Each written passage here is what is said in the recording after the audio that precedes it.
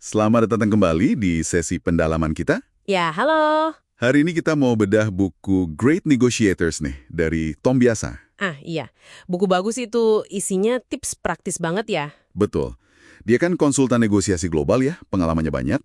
Nah, misi kita hari ini, kita coba saring nih kiat-kiat paling jitu yang bisa langsung Anda pakai. Siap. Dan memang buku ini isinya saran yang lugas, udah teruji lah di lapangan. Kita fokus ke beberapa prinsip inti aja ya, yang kadang suka kelewat padahal penting banget. Oke, langsung aja ya. Prinsip pertama, ini kedengarannya simpel, tapi nendang banget. Kalau nggak minta ya nggak dapet. Iya, itu fundamental. Jangan takut pasang target tinggi.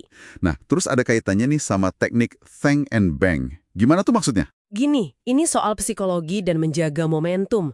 Jadi, kalau pihak lawan kasih tawaran, meskipun mungkin, ya ampun jauh banget dari harapan kita gitu ya, jangan langsung ditolak mentah-mentah. Bilang aja, oke terima kasih tawarannya, ini langkah awal yang baik. Sambil senyum ya. Haha, iya dong.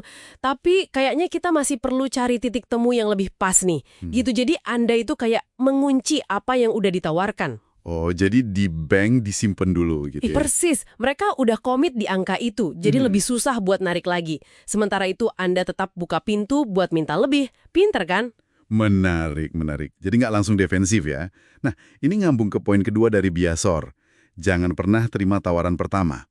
Katanya ini hampir kayak aturan wajib. Betul banget, hampir nggak pernah kejadian lah pihak lain itu ngarep tawaran pertamanya langsung diiyain. Oh gitu. Iya, kalau langsung diterima, seringnya malah nyesel. Uniknya, dua-duanya nyesel. Loh kok bisa dua-duanya? Yang nawarin mikir, wah coba tadi nawarnya lebih rendah lagi ya. Yang nerima mikir, jangan-jangan kalau saya tahan dikit bisa dapat lebih ya. Ah iya, masuk akal. Jadi ada sedikit main tarik ulur negosiasi gitu, walau sebentar aja, itu malah bikin semua pihak merasa kesepakatannya lebih solid, lebih fair rasanya. Oke. Jadi ada unsur pemenuhan ekspektasi psikologisnya ya. Nah, selain itu, ada lagi nih soal cara kita ngasih konsesi dan pakai angka. Ini juga menarik. Oh ya, ini soal sinyal. Ada 2 poin penting di sini.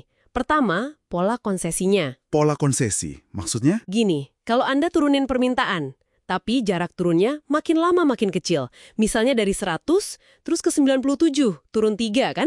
Terus ke 95, turun 2. Terus 94, turun 1.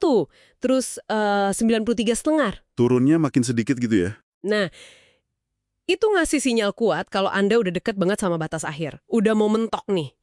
Beda kalau turunnya rata terus ya, misal 100, 95, 90 gitu. Betul, kalau gitu kesannya wah ini orang masih punya banyak ruang nih, masih bisa ditekan terus.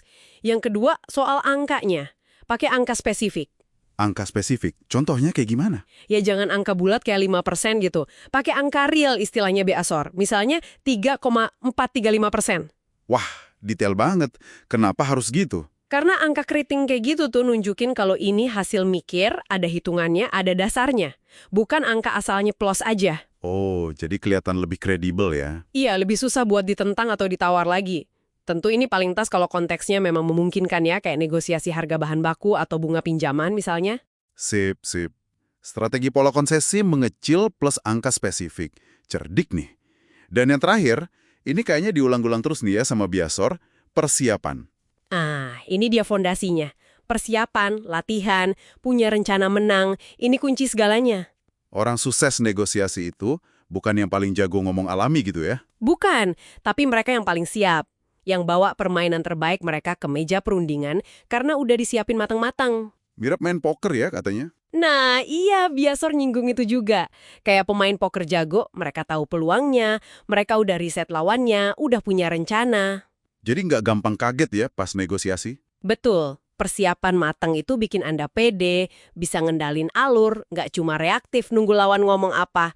Kesiapan ini yang sering jadi pembeda hasil akhir. Oke deh. Jadi kalau kita rangkum nih beberapa poin penting dari Great Negotiators buat Anda. 1.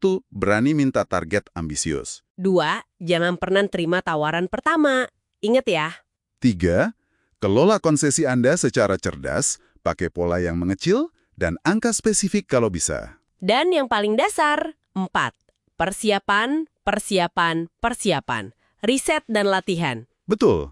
Prinsipnya mungkin kedengaran simpel ya. Banget. Tapi buat nguasainya itu butuh latihan dan disiplin. Kalau konsisten diterapkan, ini bisa banget mengubah cara Anda negosiasi. Jadi lebih strategis, lebih terarah ke hasil. Nah, sebagai penutup nih, mungkin ada pertanyaan buat Anda renungkan.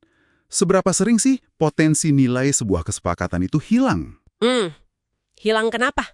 Bukan karena kurang jago pas udah di mejanya, tapi karena dari awal kurang ambisius pasang targetnya, atau ya itu tadi, kurang persiapan sebelum negosiasinya mulai. Wah, pertanyaan bagus itu. Dalam. Coba direnungkan ya.